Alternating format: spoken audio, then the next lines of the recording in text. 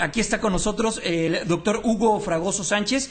Él, bueno, pues es director general de Inocuidad Agroalimentaria, Acuícola y Pesquera del Senacica. ¿Cómo está, Doc? Muy buenos días. Muy bien, Jaime. Muy buenos Qué días. gusto. Muchas gracias. Igual el mismo gusto. Pues tantito, pero es nuestro trabajo. Oiga, a ver, ¿qué está pasando? Veíamos que noticias, información sobre el tema de las abejas, que se estaban muriendo, que había una situación de despoblamiento por cuestión de pesticidas y todo esto.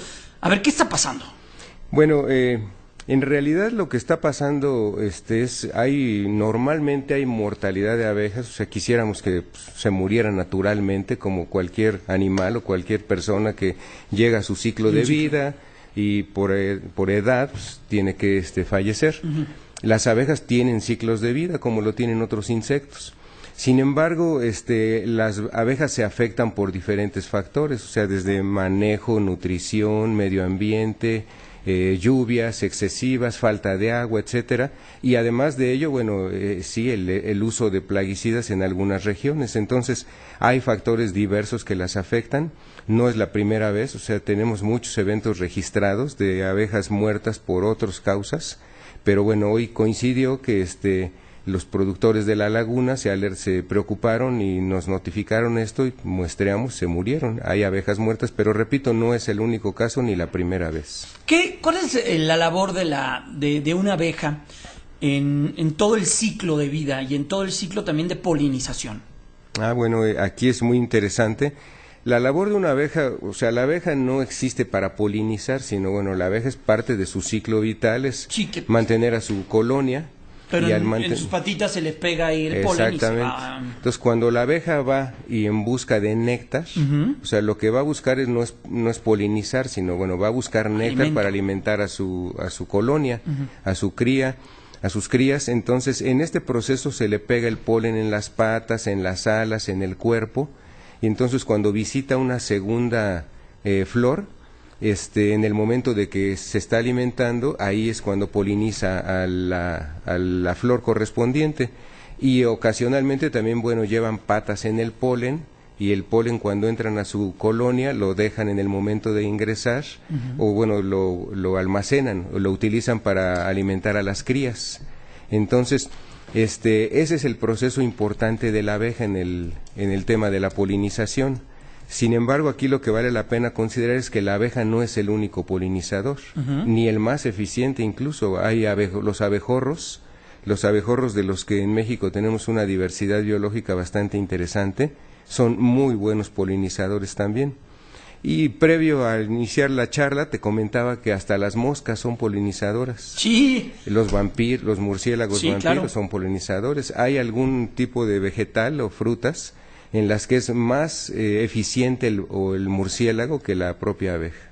Oiga, pero también estaba leyendo, este es un tema mundial. Leí un artículo en España que había también un despoblamiento de abejas de colmena. ¿Qué está pasando? ¿Es calentamiento global, uso excesivo de pesticidas?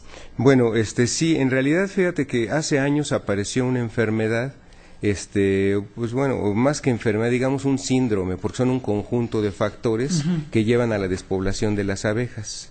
Esto tiene más de 20 años, que es el despoblamiento de la colonia. Y los investigadores y expertos pues no encontraban qué estaba sucediendo. Algunos le echaron la culpa hasta a los celulares, a las ondas que emite de radio el celular, decían que... Porque la abeja también se maneja con el tema de los polos de la Tierra y todo esto, el magnetismo, ¿no? Exactamente, entonces se acusó que hasta los celulares, las ondas de los celulares afectaban a las abejas y que el excesivo uso del celular estaba provocando desorientación. Sin embargo, lo que se encontró a final de cuentas, después de muchos artículos publicados y diversos estudios, es que es un conjunto de factores. Medio ambiente, o sea, cambio climático, plaguicidas, herbicidas y enfermedades. Entonces, todo esto es lo que está provocando en algunos sitios más y en otros menos la baja de las poblaciones de las abejas. Veía también en este artículo que la propia Unión Europea había mandado a hacer una investigación por el despoblamiento que se había suscitado en algunas regiones de Europa. ¿Aquí México está atendiendo esta situación con esa capacidad de tecnología, de investigación, de todo el aparato que se tiene? Bueno, mira, de entrada no tenemos los recursos que tiene Europa, ¿no?, para hacer este tipo de estudios. Sin embargo, sí estamos haciendo cosas. En México participa en un grupo de trabajo con Canadá y Estados Unidos. Formamos un grupo que se llama el Grupo del Tratado de Libre Comercio de Plaguicidas.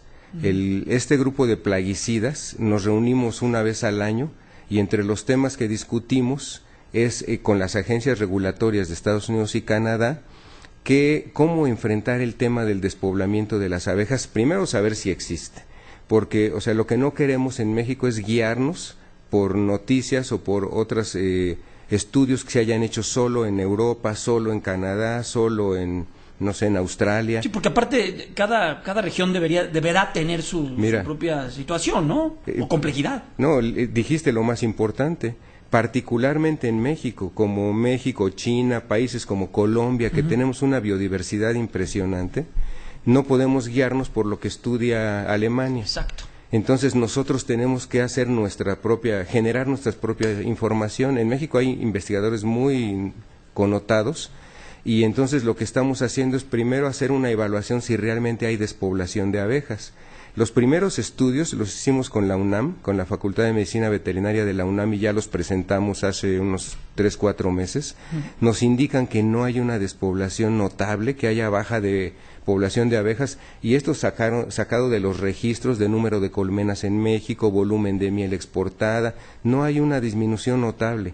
Más allá de lo que esperaríamos de muerte por efectos diversos, no hay una despoblación notable. Entonces, primera conclusión: no hay una despoblación que esté afectando a la producción de miel en México. No podemos tampoco bajar la guardia, necesitamos generar más información y necesitamos atender los aspectos que ya identificamos que causan despoblación.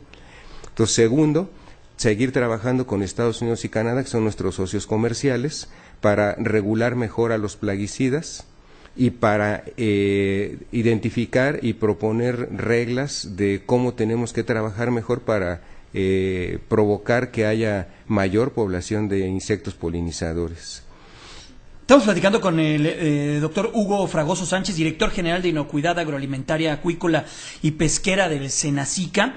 Doctor, es muy complejo, me imagino que debe de ser muy complejo la biodiversidad que tiene nuestro país, la geografía, los diferentes climas, todo lo que representa el cambio climático, como usted lo comenta. Atender una situación con esta complejidad pues requiere también de trabajar desde varias áreas de los gobiernos, ¿no? Desde los estatales, del federal y desde el propio federal, pues atenderlo desde varias ópticas.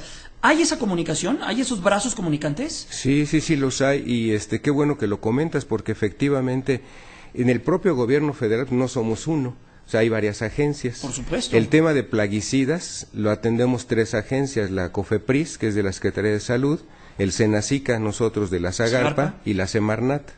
Entonces, para registrar en México un plaguicida necesita pasar por 3 agencias. Segundo, la propia Semarnat es la responsable del mantenimiento de la biodiversidad y del medio ambiente. Nosotros, nuestra responsabilidad como Zagarpa es promover, primero, cuidar la salud de las abejas. Segundo, promover el uso responsable de los plaguicidas con los productores para que no se mueran por esa causa las abejas. Y tercero, fomentar como una parte de nuestras áreas, fomentar la mayor producción de miel, en este caso, o sea, mayor cuidado de las abejas y fomentar prácticas adecuadas de producción de miel. Entonces haya mayor cantidad de núcleos, mayor cantidad de colmenas. Entonces esta tarea la estamos haciendo en coordinación con gobiernos de los estados, nosotros mismos, y repito, con agencias, instituciones de investigación, con la UNAM, con la Universidad Autónoma de Yucatán, que hay muy buenos investigadores reconocidos mundialmente.